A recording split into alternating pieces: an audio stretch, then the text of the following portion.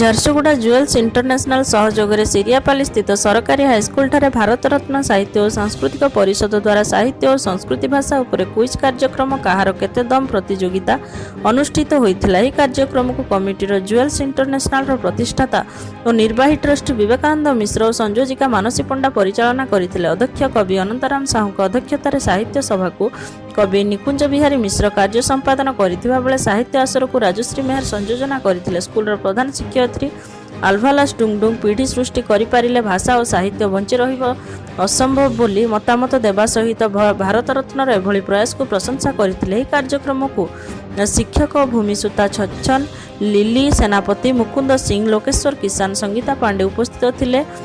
କବି କବୟିତ୍ରୀ ସୁଜାତା ପାଣିଗ୍ରାହୀ, ରାଜଶ୍ରୀ ମେହେର, ମାନସୀ ପଣ୍ଡା, ଶାନ୍ତିଲତା ମିଶ୍ର, ଅନନ୍ତରାମ ସାହୁ, ବିବେକାନନ୍ଦ ମିଶ୍ର ଓ ନିକୁଞ୍ଜ ବିହାରୀ ମିଶ୍ର ନିଜସ୍ୱ କବିତା ପାଠ କରି ପିଲାମାନଙ୍କ ମନୋରଞ୍ଜନ କରିଥିଲେ।